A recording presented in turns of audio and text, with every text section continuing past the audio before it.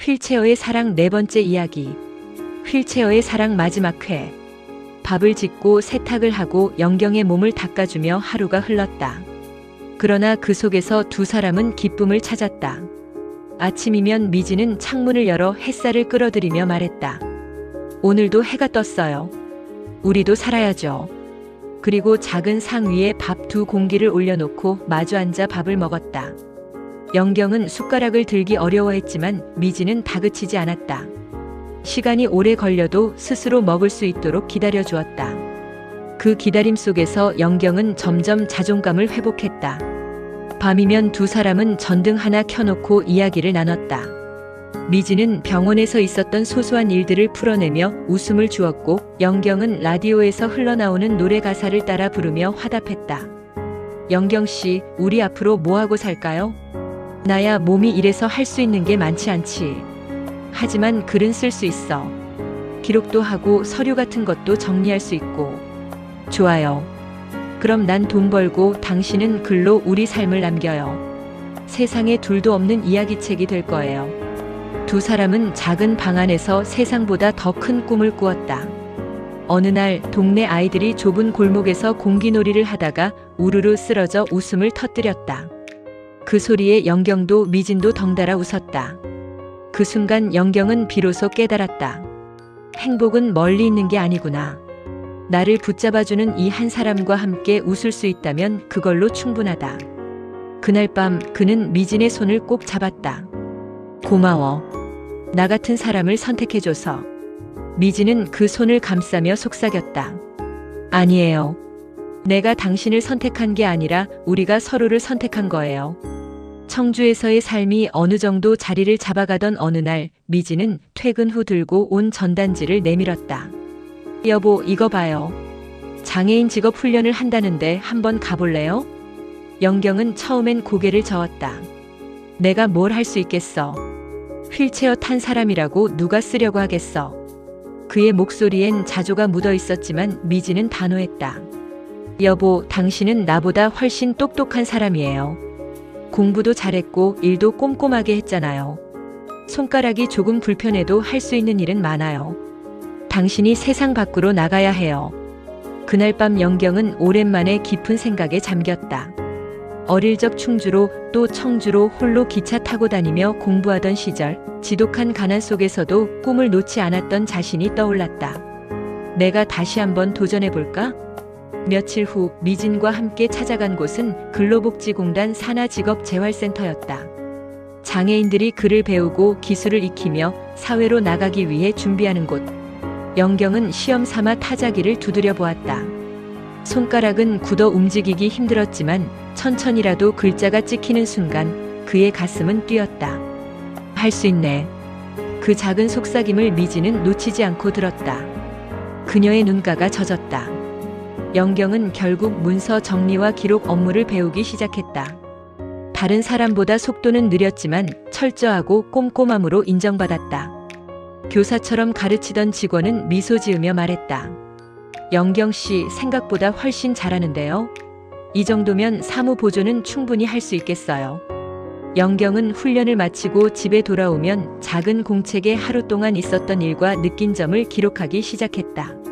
처음에는 단순한 일기였으나 점점 글은 깊어졌다. 그의 글 속에는 사람들의 무심한 시선, 장애를 넘어서는 인간의 존엄, 사랑이 주는 힘이 담겨 있었다. 어느 날 미진이 그 글을 읽고 말했다.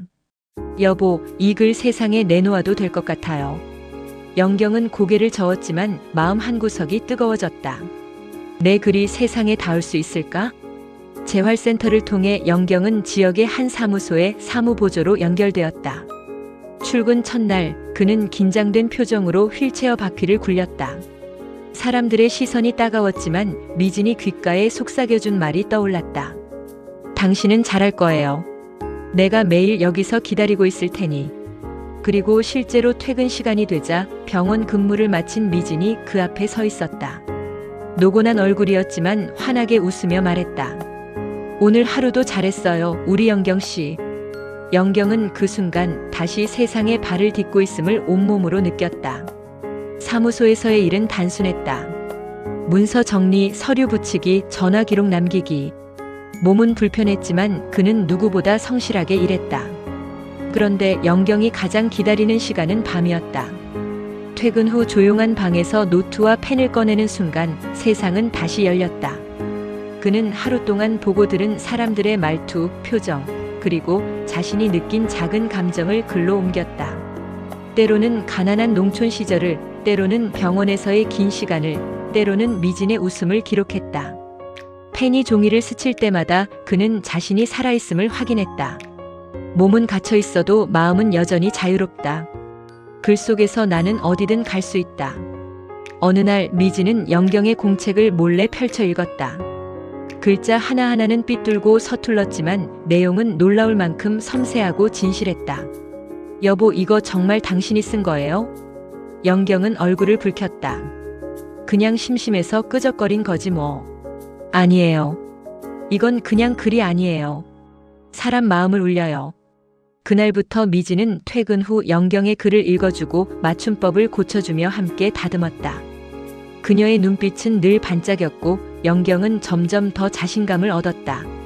미진은 어느 날 신문사의 독자 투고란을 발견했다. 여보, 여기에 글을 한번 보내봐요. 떨어지면 어때요? 시도해보는 게 중요한 거예요. 영경은 며칠 동안 망설였다. 그러나 결국 미진의 격려에 못 이겨 글을 보냈다.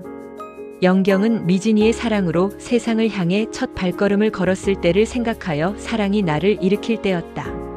며칠 뒤 우편으로 배달된 신문을 펼친 순간 그의 눈은 커졌다. 작은 칸이었지만 분명 그의 글이 실려 있었다.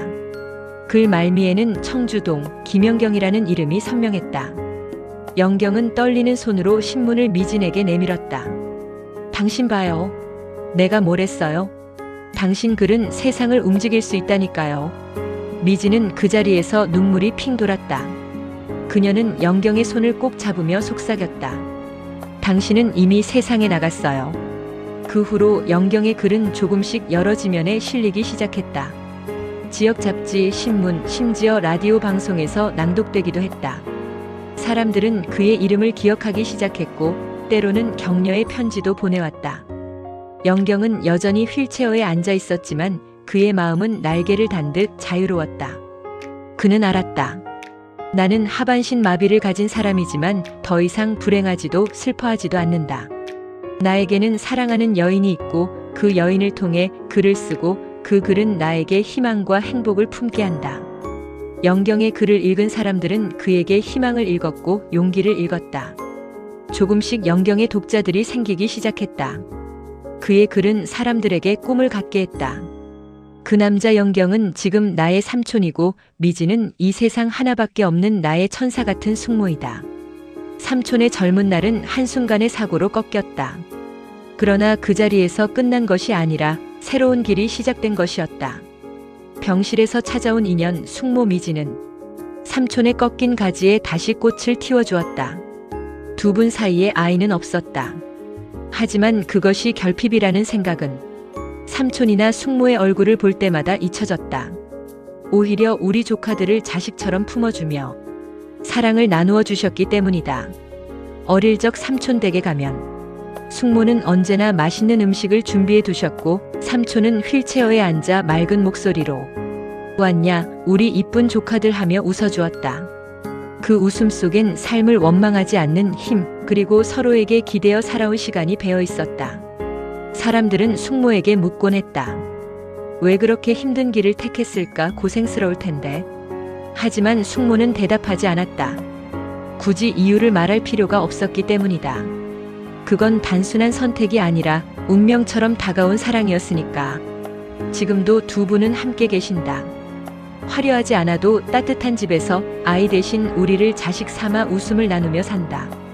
삼촌의 삶은 한때 꺾였지만 그 꺾인 자리에서 새로운 가지가 돋아나 오늘까지 이어지고 있다. 그리고 나는 그 이야기를 이렇게 적는다. 삼촌과 숙모가 살아낸 사랑의 시간들이 헛되지 않았음을 기억하기 위해 또 언젠가 나도 누군가를 향해 그토록 깊고 단단한 사랑을 할 수 있기를 소망하기 위해서다. 지금까지 휠체어의 사랑 4번째 이야기였습니다. 마지막 편입니다. 이야기가 좋았다면 좋아요, 구독, 알람 부탁드립니다. 행복한 하루 되세요. 고맙습니다.